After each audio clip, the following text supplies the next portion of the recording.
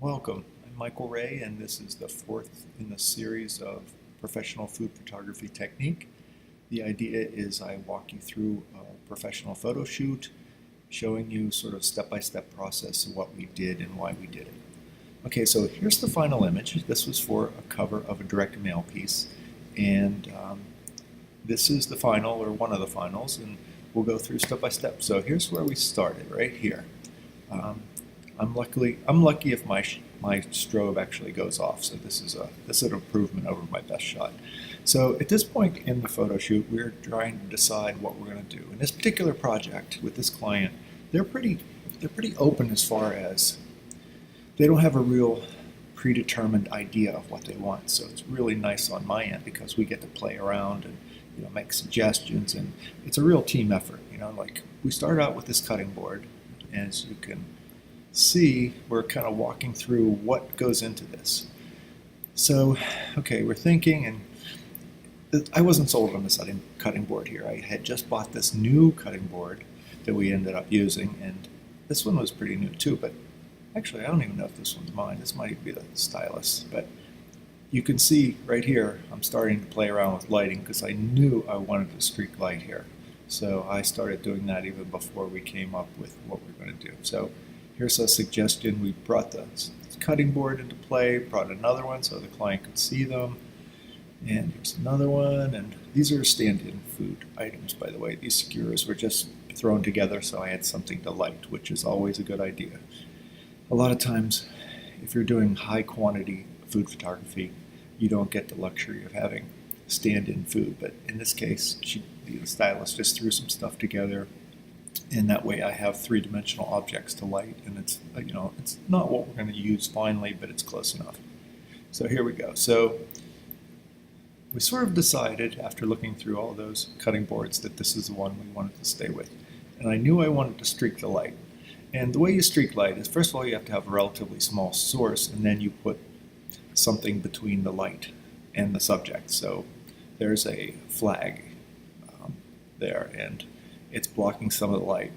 You can see, okay, I kind of know that streak's a little bit too hard, but at this point I'm starting to add a secondary light. You can see on the side there. That looks like a soft box. I can tell by the softness of this light here.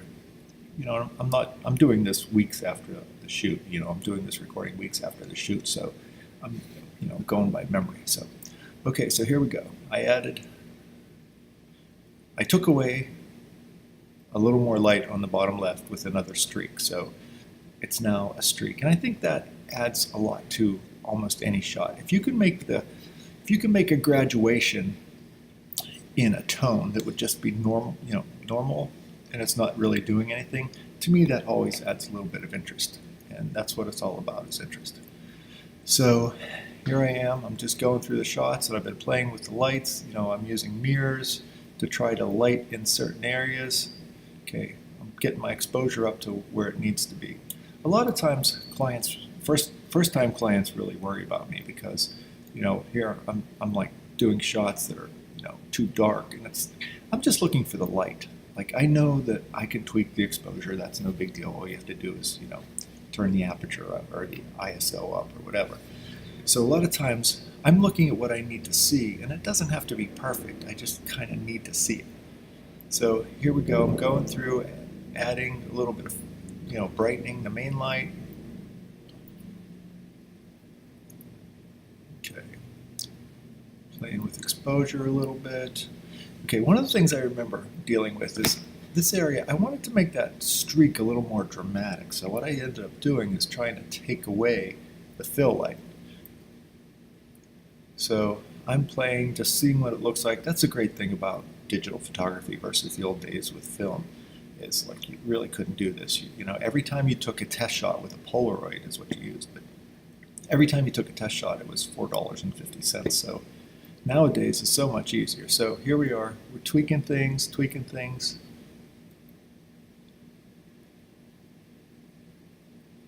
A lot of this stuff, like there's some light from in front. You can see it lights everything up. And this is pretty good because it's still retaining the shadow detail. There's this shadow here. This streak goes the whole way across, so does this one. And this one ends here. You know, like whatever I stuck here, I think I stuck a brick or something so that it cast a shadow, but that shadow had to end there because I didn't want all this in shadow. So it's like dark, light, dark, light, dark. I mean, that's the whole idea. I call it tonal undulation. Okay, here we go, playing around some more, adding a little more light. Those are mirrors I have coming in from a different area. I'm trying to put some highlights, like little stuff like this edge here. I mean, that didn't look like a bad shot, but after you add a little bit of light here and there, you know, it just adds a little bit, and it looks a little bit better. So a lot of this thing is just experimenting. Okay, so I keep adding fill, taking it away, just kind of getting a feel for what's going on. Okay, so you can see we hopped in. There's the hero food as opposed to the stand-in food here. So this looks a lot better, but it's different. I mean, it's a little bit different. The chicken is a little bit darker, the meat's a little bit darker, so I have to compensate, you know. And at this point, it's a group process because the food stylist will look at the shot and she'll, you know, make her own determination. She'll jump in and she'll change some things. Like, we didn't like this, so we changed that. And, you know, we didn't like this bumping later, and I'm still playing with light as we do this. Okay, there's something food stylist, you know, hey, this looked a little dark or a little dry. How about if we just add some of this? And you can see here, you know, you have to watch when you're making okay, so I'm working on light here. Food stylist steps in. It's even darker now. That's because the food stylist is actually in the light. She's blocking the light, so that's kind of a nice thing. You can see I zapped the mirror into this area, trying to get separation in there. You gotta watch when you throw a mirror in because you get these cast shadows and it looks really fake, really fake. So here we go. I think I have enough light. It still has dimension. I mean, there's light here, dark there. That's what you're looking for, right? So, okay, add a little fill. Okay, this is all looking pretty darn good to me. And it's funny when you do a recording like this, you have hindsight. Whoa, I did that last recording. Come on. There we go. Okay, but you can see this outline too. I forgot to. Sorry. This zoom thing, I just never know which way to take it when I hit it by accident. You should just play with that thing. Okay, sorry about that. So here we go, same thing. You know, when we get to the final stuff, bracketing is often a necessity, especially when you're working with something dark. Okay, so here I am, I did light, dark, light, and then the client likes me to zoom back. So what's kind of cool about this is, you know, well, the client gets more working area and they can use it for other things, but you get to see kind of what's going on here. So, you know, the set, like this background that I had made a while back, I wanted the material to go sideways, these patterns in it. So I had to cattywampus the whole thing on top of there. So then you can see the streaks. Okay, the closer the gobo is, the go-between is, the harder that shadow will be. So my brick is probably right about here. The flags are here, so you can see it sharp there, gets soft. So see this cast shadow? A lot of times people will like complain about the cast shadow or it'll bother them. But at the same time, you go back to our crop, you really can't even see those shadows.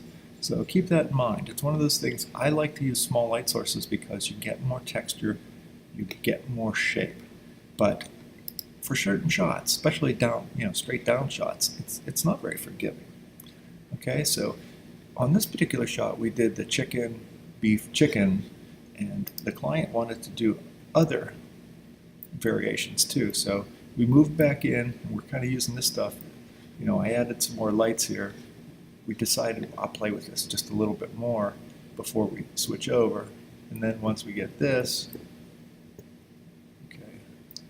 So normally we shoot the tight shot, then we move back, and then in this case, the client wanted to shoot another variation. So we moved back in, and the food wasn't ready yet. the other variations food wasn't ready yet, so I just went back to shooting the other one, and I'm glad we did, because I think the lighting here is a lot better than it was earlier, before the zoom. It's pretty much the same. Maybe the composition, something about, I don't know, just the asymmetry of this. You know, you have two parallels and one non-parallel. I think I like that. Okay. Okay, we have the other hero food in. We're shooting it. In hindsight, though, you know, the stand-in, we made choices because of the stand-in. The stand-in was mostly chicken, right? So the contrast of chicken versus cutting board was a good one. But, you know, when it comes to beef versus cutting board, not so good. So, you know, we did the best we can here. We lit it up. Because of the beef, I remember here, okay, we have to use a lot more fill light to get in between those nooks and crannies there, so you see separation between the meat and the board. That became a real issue that wasn't so much of a problem with the other shot. And you heard me talk about my glare light before, right? Okay, keep an eye on this area right here. What I did was I stuck a light, not a light, but I stuck a light, but between the light there's a reflector, or a translucent material. And it works sort of as a light box. And what I did, you can see, I added light behind that, and what happened was it added like a glare, okay? It was a tool. I don't always use the glare light a whole lot, but in this case I thought it might come in handy just to put tone in between the darkness of the meat. But in hindsight, I don't know. I think a little bit of it was good. Okay.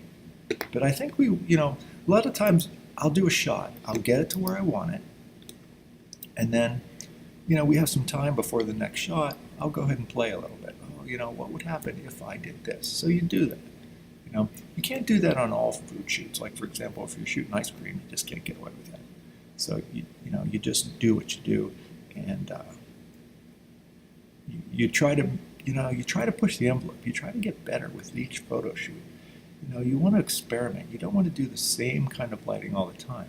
But you have techniques that you know, okay, I know a little bit of glare light might help that, so let's try it. But, you know, at this point, I'm not sure. I think I would have liked the other one. But in the end, the client ended up using the first variation of food, so that's what we ended up doing. Okay, so here I am bracketing my butt off again. And, well, this shot's interesting. The client just wanted to have the background, just in case I needed to drop something in or even use it for something else. But you can see how this shadow right here stopped right where the food was. So that's kind of a neat technique, you know, light, dark, light, dark, light. Okay, so there we go. And then I did a variation, you know, in a little closer, just so the client had it. It's one of those things. Okay, well, that's it. That was our food shoot, and thank you very much for watching.